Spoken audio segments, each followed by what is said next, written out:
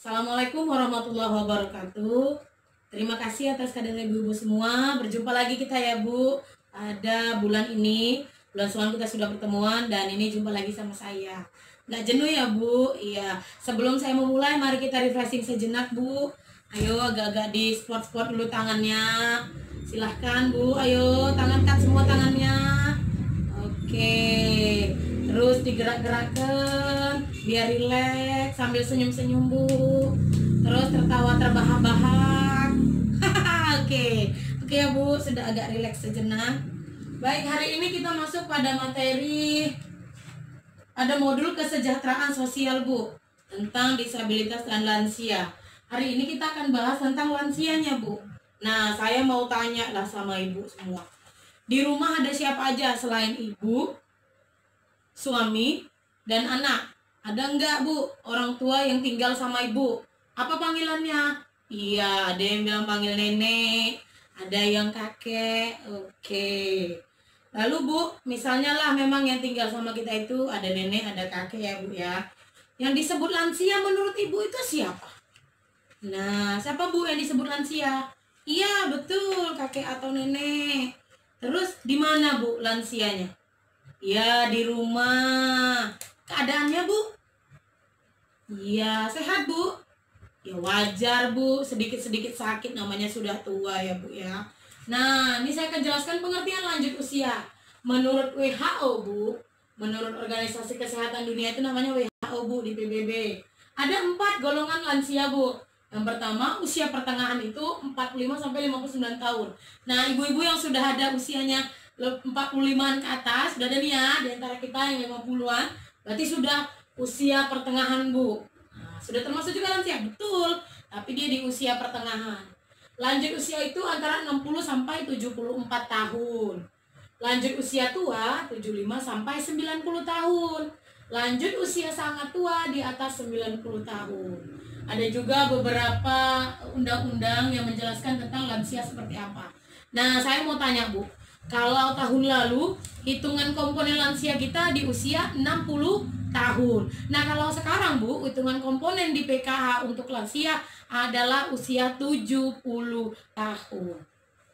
Mengapa lansia harus diperhatikan Bu? Nah, kita lihat di flipchart 2. Ada undang-undangnya Bu, karena lansia itu memiliki hak yang sama dalam bermasyarakat, berbangsa, dan bernegara. Lalu kebanyakan jumlah lansia itu sangat meningkat Bu saat ini.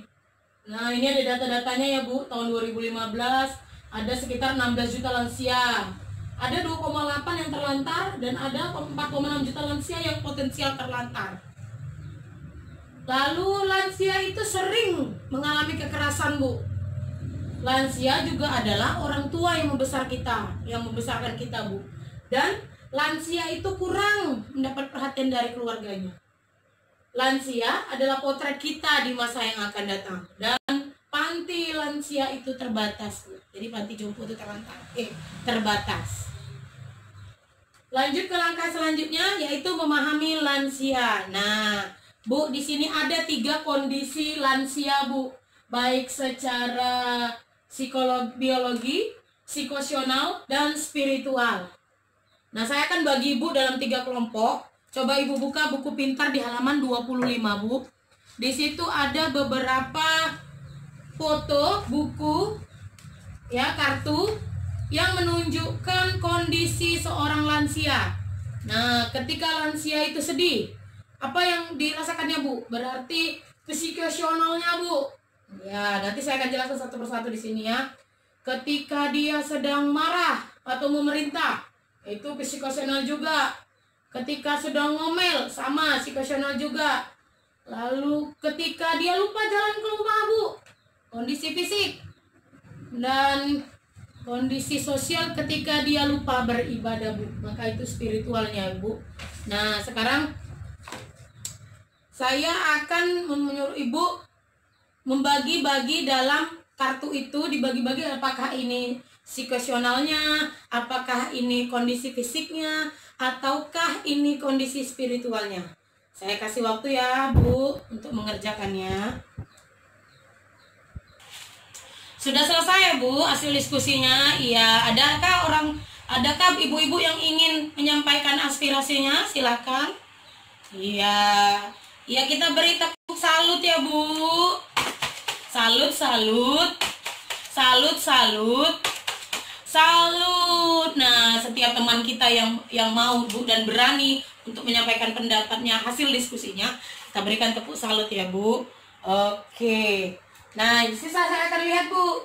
Saya akan jelaskan kepada Ibu kondisi dan permasalahan lanjut usia. Ini ada fisik atau biologis, psikosional, dan ada spiritual atau rohani. Di kondisi fisik atau biologis itu, Bu, adalah penyebab perubahan fungsi organ tubuh yang menyebabkan terjadinya beberapa hal. Contoh, perubahan suhu tubuh, Bu, yang menyebabkan kulit keriput. Nah, suhu tubuh lah yang menyebabkan kulitnya keriput. Yang kedua, gangguan gerakan. Misalnya tulangnya lebih rapuh atau sering sakit sendi-sendinya, Bu. Gitu dia ya. Gangguan panca indera. Nah, penciuman lebih berkurang, penglihatan sudah mulai kabur gitu. Selanjutnya, gangguan saluran kencing. Biasanya kalau orang tua itu sudah tidak tertahan lagi, Bu, ya kayak anak kecil, Bu, beser gitu. Nah, gitu bahasanya ya, Bu. Lalu gigi mulai goyang. Nah, tanggal satu persatu. Nah, satu persatu itu mulai giginya goyang. Ya, ada memang anak kecil juga giginya goyang satu persatu, tapi tumbuh lagi. Kalau orang tua enggak, Bu. Itu yang bisa disebut ompong. Muncul penyakit, kepikunan, stroke, darah tinggi. Nah, ini patut diwaspadai ya, Bu. Ketika tensi, makanya sering-sering bawa lansia itu berkunjung ke pusat layanan atau puskesmas atau posyandu terdekat. Untuk kondisinya yang psikosional, perubahan emosi, Bu.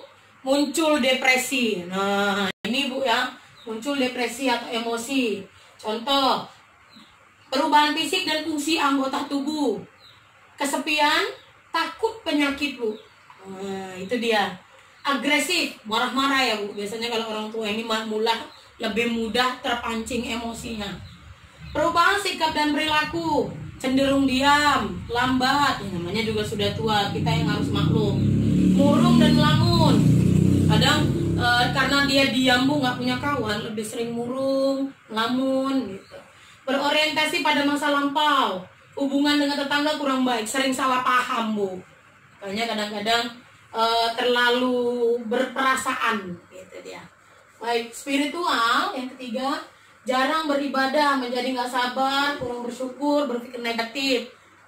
Ini harus diingatkan, Bu, beribadah itu kan merupakan suatu kewajiban sebagai makhluk Tuhan. Dua, tidak tabah dalam menerima kondisi penuaannya.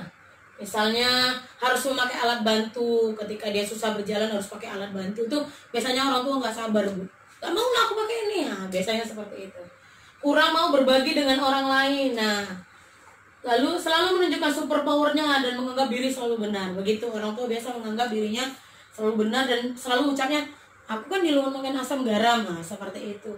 Dan masalah ini, Bu, sepertinya ada pedoman yang sering didengar oleh masyarakat. Ketika usia orang tua semakin tua, dia akan kembali sifatnya seperti anak-anak. Bagaimana dulu kita menyikapi anak kita yang baru lahir?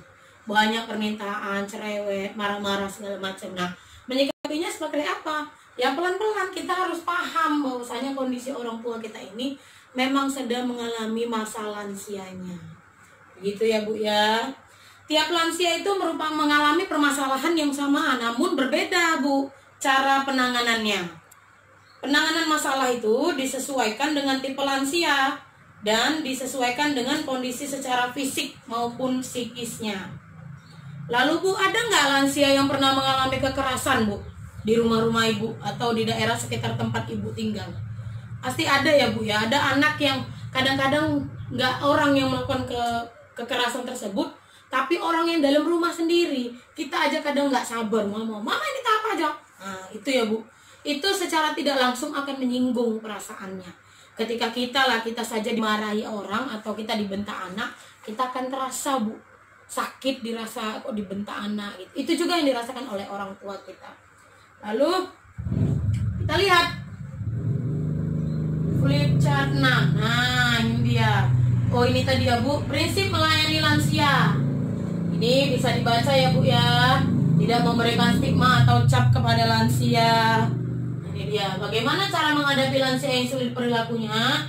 Kita itu harus banyak-banyak bersabar, Bu. Nah, mendengarkan keluh kesahnya. Sama seperti bagaimana menjadi orang tua yang baik, mendengarkan pendapat anak kan Bu. Begitu juga bagaimana cara menghadapi lansia. Kita harus mendengarkan penjelasannya, unek-uneknya kalau dibilang Bu. Ketika kita mendengarkan dia akan senang karena apa yang disampaikannya kita dengarkan dengan baik-baik. Lalu kekerasan dan pelantaran terhadap lansia, ini dia Bu, secara fisik. Apa contohnya? Mendorong, mencubit, memukul, tidak menyediakan makan dan minum. Itu secara fisik. Lalu secara verbal, menyebut nama saja. Misalnya namanya Ani. Ani. Nah, padahal itu nggak boleh ya Bu ya. Secara emosi, membiarkannya dia sendirian atau menelantarkannya Bu. Secara finansial, tidak menggunakan tanpa izin atau memanfaatkan uang tersebut dia tanpa izin dia. Begitu Bu. Nah sekarang kita lanjut.